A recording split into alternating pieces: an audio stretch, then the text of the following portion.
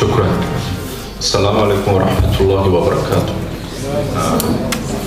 أنا تشرفنا هنا بإلقاء كلماتي في الندوة الكبيرة، وأنا مسرور جدا. يعني هذه الجلسة متركزة على الدين والسياسة، تخصص الدين والسياسة والحركة الإسلامية، ولكن مع الأسف أنا مدعو هنا لإلقاء وشرح تجربة النظام الرئاسي في كوريا الجنوبية.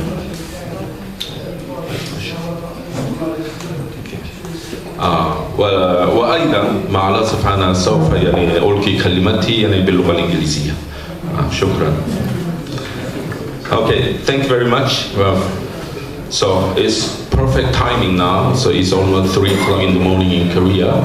I should be I should go to bed and have a tight sleep. But anyway, so it's my great honor to give you the experiment of Korean presidential system. So this is very important. I totally agree with what Tariq Ramadan said this morning. So the certain model cannot be applied to a certain country. In each, definitely the context would be different. So, but what I want to conclude in my paper, maybe some of the Arab countries, including Tunisia, Libya, Egypt, and Yemen, may study and learn, okay, but not to apply it, without any some of the amendments or any correction. Okay, so my some talk today consists of 3 parts. The first one is to overview of the some Korean presidential system, some major phases in Korean some presidential system.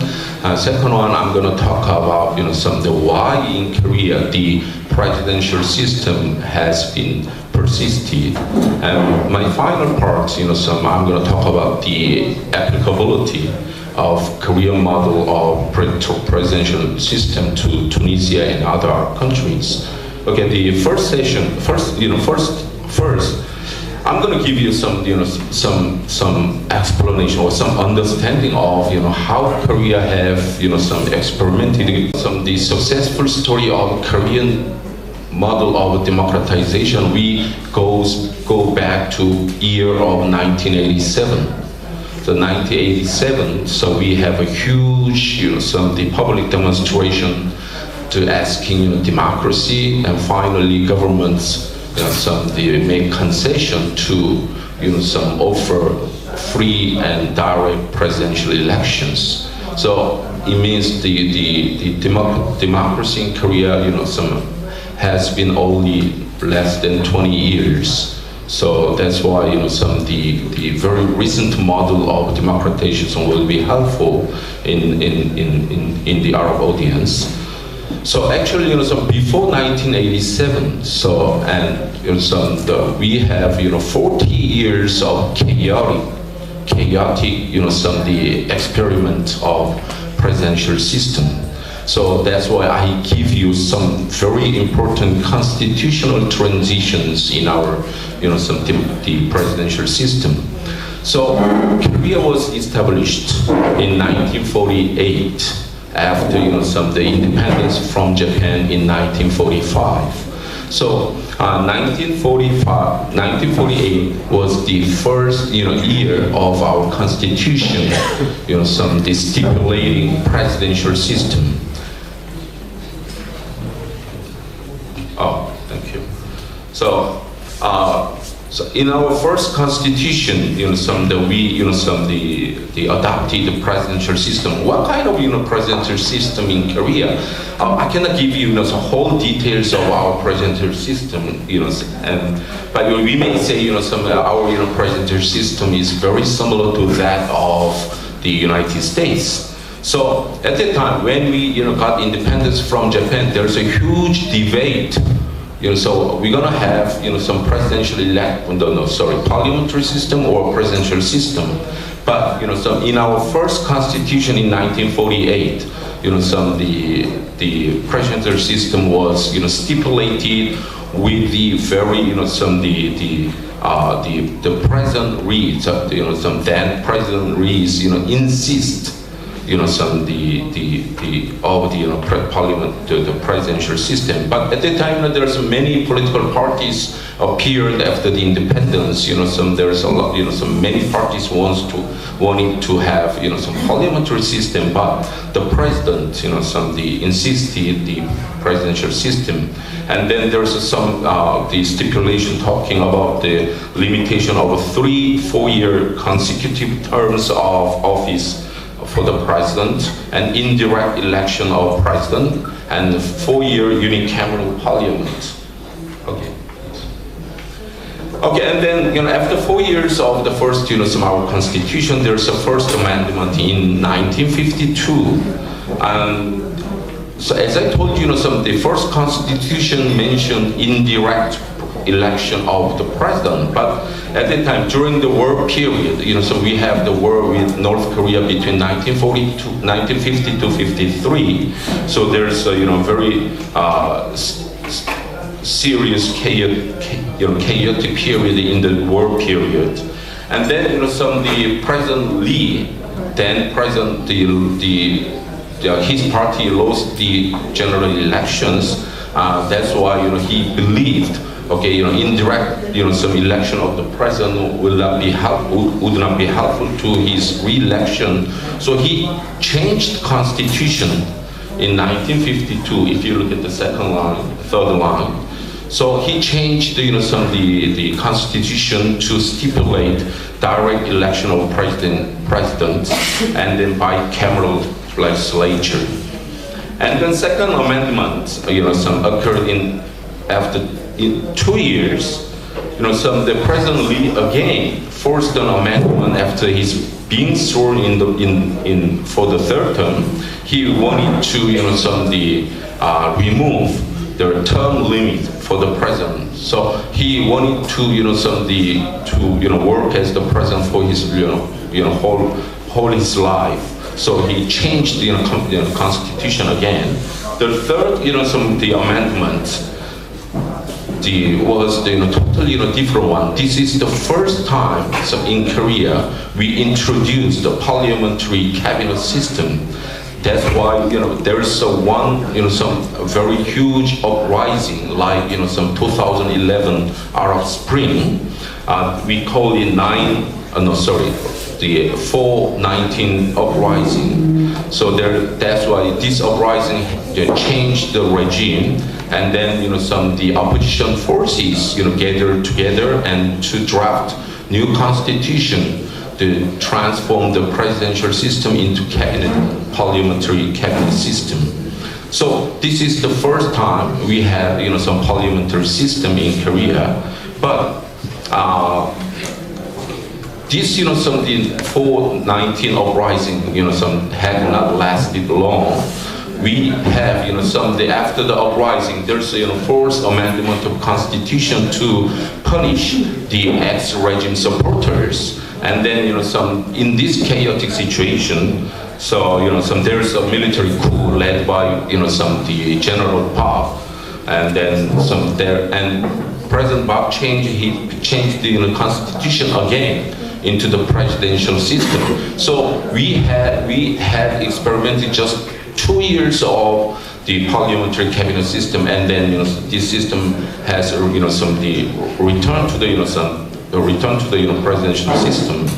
And then there's a 6th and 7th the constitutional amendments were made by President Park to consolidate his presidency, and then the 1972 the constitutional amendment was drafted to the guarantee his rule for life, and that's why after 7 years he was assassinated. And then in this chaotic situation, there's another military coup, internal coup, led by some President John Doo-hwan, and then he control over the assembly, and he changed the constitution again, and then he introduced just a single 7-year term for the president to the persuade people, that he would not, be in the, some presidency for his life, all his life. And then, his, rule of over 7 years, it was very, very authoritarian system. And finally, we did have, some 1987, some civil uprising. It's a huge, some uprising, and it, they changed, our authoritarian, some environment into more democratic. And in 1987, there's a new constitution, but this was the first constitution agreed by the ruling and opposition parties. So why I did show, this whole, the amendments of constitutions, before, the consolidation of democracy or democratization, we did have, ups and downs in, experimenting presidential election, the systems, and there's two huge uprisings which had changed the regime. There's a, some assassination of the president, and there's a military coup again. So this means, the presidential system, we cannot say this is, final term. Some presidential system is always, any political system is ever changing. So to the, to specific context of each period and each, the area. Okay, and second, I'm going to give you the factors behind the persistent presidential system in Korea. First, the U.S. influence. So when he, drafted our, first constitutions, we just got independence. We are under the,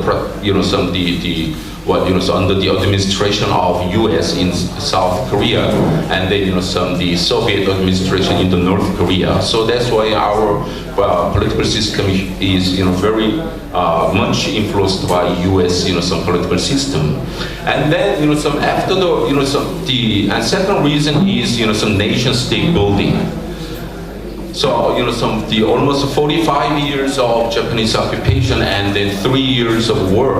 And then we should, the consolidate our, some nation-state building, some process, coping with ideological conflicts and regionalism. We do have, until nowadays, some regionalism inside South Korea. And then third, and also very important, the security issue with North Korea. We need a very strong, the leadership, and then the national unity confronting the military threat from the North Korea. And that's why there's many the regimes actually took advantage of the security environment and during the Cold War period. And then, culturally speaking, so we do have a tradition of a strictly hierarchical society, authoritarian society, and then great respect for authority, age and seniority is pretty similar to that of the Arab world. And then we also needed very strong leadership to reconstruct our economy or some politics or whatever. And then also there's some public support for the the presidential system. Why did I say that? During the Park presidency, but he was very authoritarian. Nevertheless, he achieved a very dramatic some economic development. That's why he got huge support from the public. And then another one is we didn't have any two-party system. Normally, for the parliamentary system, the two-party system should be settled down, but we never had some two-party system. And then finally, we didn't have some very solid technocratic bureaucratic system, which is a necessary condition, one of the necessary conditions for the parliamentary system. I just showed the economic growth in Korea, is very dramatic. So, just 40 years ago, our GDP per capita less than $1,000. Now, our GDP per capita is over $22,000. So, with such kind of some considerable economic development, the presidential system was sustained.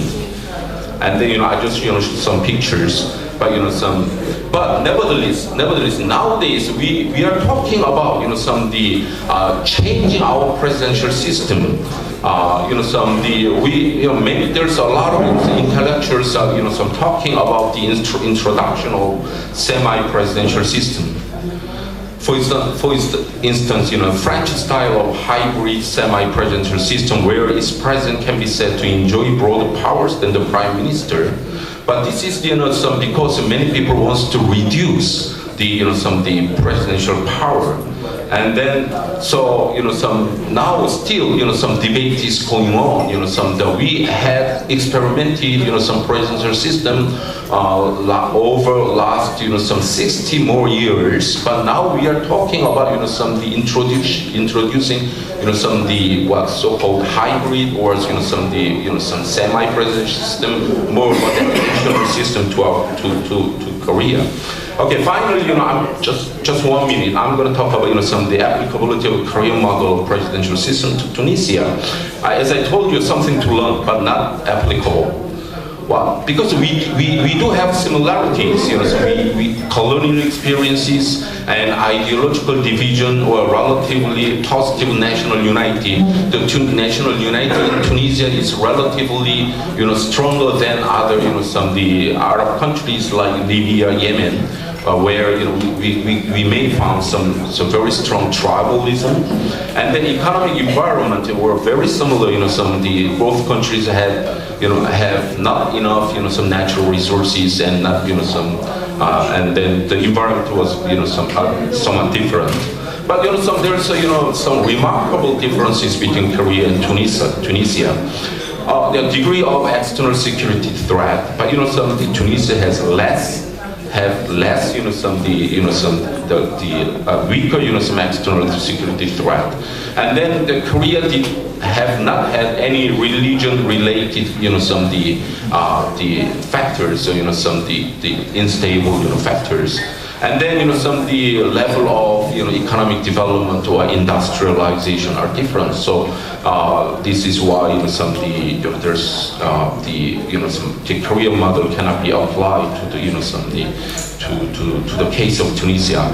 So maybe there's some the parliamentary system in Tunisia may be possible because there's a good environment, two-party system. May I say secularist or the Islamist.